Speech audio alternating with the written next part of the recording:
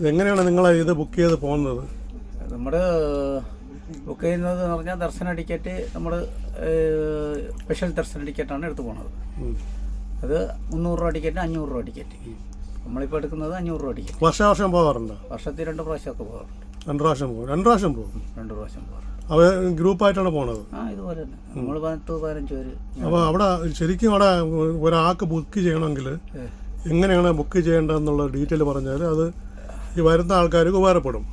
Book ചെയ്യുന്നതെന്ന് പറഞ്ഞാൽ ഇപ്പം 300 രൂപ സ്പെഷ്യൽ ദർശൻ ടിക്കറ്റ് 300 രൂപ ടിക്കറ്റ് ആണെങ്കിൽ നമുക്ക് മൊബൈൽ ആപ്പ് വഴി ഒരാളിന് ചെയ്യുകയാണെങ്കിൽ 6 എണ്ണം ചെയ്യാം. ഏത് ആപ്പാണ് യൂസ് ചെയ്യണത്? TTD എന്ന് പറഞ്ഞ് തിരുപ്പതി തിരുമല ദേവസ്വം എന്ന് പറഞ്ഞിട്ട്. അത് എത്ര മാസത്തിന് മുമ്പാണ് വരുന്നത്? 3 മാസത്തേക്ക് മുമ്പ്. 3 മാസത്തിന് മുമ്പ് നമുക്ക് നോട്ടിഫിക്കേഷൻ വരും. നോട്ടിഫിക്കേഷൻ വരും. നമ്മളെ മൊബൈൽ വരുന്നുണ്ട്, അതിൽ ഇതുള്ളതുണ്ട്, അതിലങ്ങ് വരും. അതിൽ നമ്മളങ്ങ് നോക്കി ആ ഡേറ്റിന് കണക്കാക്കി ബുക്ക് ചെയ്ത് പോകും. ബുക്ക് ചെയ്ത് പോയി കഴിഞ്ഞാൽ ഒരു 1.5 മണിക്കൂർ 2 മണിക്കൂറിൽ ദർശനം കഴിഞ്ഞ് നമുക്ക് ഇറങ്ങാൻ പറ്റും. മറ്റേതാണെങ്കിൽ നമ്മൾ രാവിലെ പോയാൽ എപ്പോഴാണ് ഇറങ്ങാൻ പറ്റും പറയാൻ പറ്റില്ല.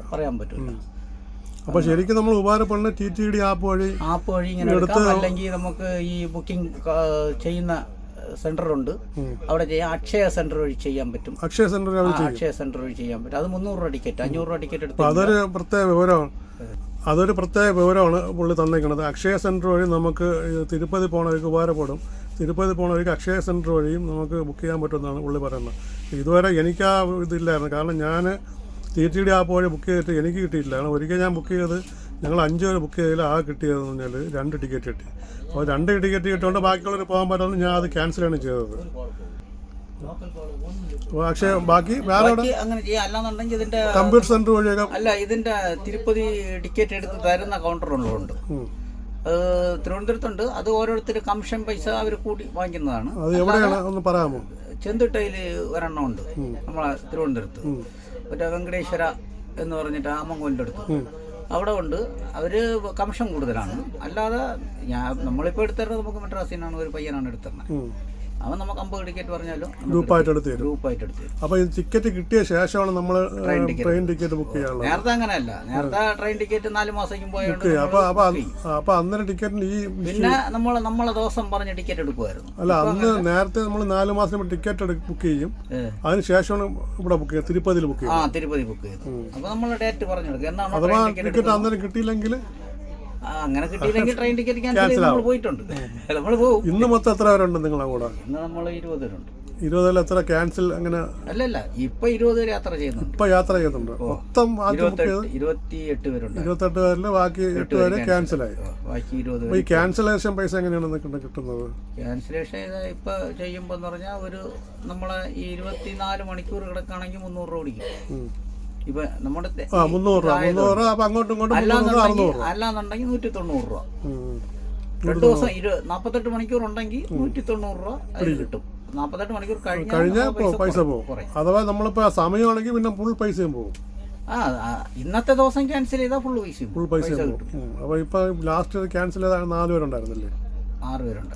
അപ്പൊ അവരുടെ ഇത് അങ്ങോട്ട് പോകുന്നു ചെയ്തില്ല, റിട്ടേൺ മാത്രമേ ചെയ്തുള്ളൂ.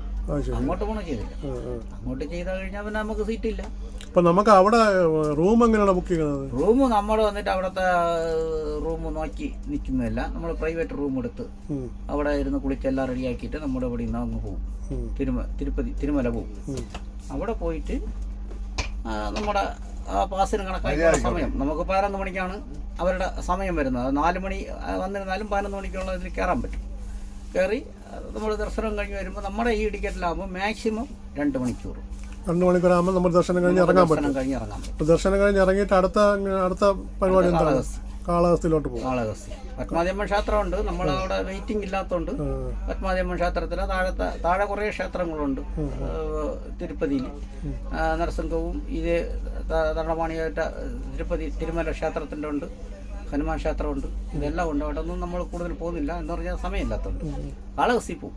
കാളഹസ്തി പോയിട്ട് അവിടെ റൂം എടുത്ത് അവിടെ അടുത്ത് തന്നെ താമസിക്കും. പിറ്റേ ദിവസം രാവിലെ പൂജയ്ക്കുള്ള ഒരു പൂജ കൊടുക്കും, രാഹുർ പൂജ കൊടുത്തിട്ട് അല്ലാത്തവർ ചെന്ന് ഭഗവാനെ തൊഴുന്നു. റിട്ടേൺ എങ്ങനെയാണ്? റിട്ടേൺ നമ്മൾ ബുക്ക് ചെയ്യുമ്പോൾ തന്നെ ടിക്കറ്റ് എല്ലാം ബുക്ക് ചെയ്ത്. അപ്പോൾ ഇപ്പോൾ ഇന്ന് നമുക്ക് ഇത്രയും പേരുള്ളതുകൊണ്ട് നമുക്ക് കൊല്ലത്ത് നിന്നാണ് കിട്ടിയ ടിക്കറ്റ്. തിരുവനന്തപുരത്ത് അന്നത്തെ ദിവസം ഇല്ലായിരുന്നു, സീസണിൽ അതുകൊണ്ടില്ല. ഒരുമിച്ച് ടിക്കറ്റ് ഇല്ലെങ്കിൽ എല്ലാ ബൾക്കായിട്ട് ദിവസവും കിട്ടിയില്ല. നമ്മൾ തിരുവനന്തപുരത്ത് തന്നെ ബുക്ക് ചെയ്ത് പോകണം, തിരിച്ച് തിരുവനന്തപുരത്തേക്ക് തന്നെ കിട്ടും. അപ്പോൾ ഇതൊരു നല്ലൊരു ഇൻഫർമേഷനാണ്. അപ്പോൾ നിങ്ങൾ ആരെങ്കിലും തിരുപ്പതിയിൽ വരണമെങ്കിൽ ഈ വീഡിയോ കണ്ടിട്ട് ഈ പുള്ളിയുടെ ഇപ്പോൾ പറഞ്ഞില്ല കാര്യങ്ങളൊക്കെ നോക്കി അത് വളരെ ശ്രദ്ധിച്ചു വേണം വരാം. അപ്പോൾ അത് നല്ലൊരു ഇൻഫർമേഷനാണ്. നിങ്ങൾക്ക് അത് വളരെ ഉപകാരപ്പെടുന്ന ഒരു വീഡിയോ ആണ് ഇത്.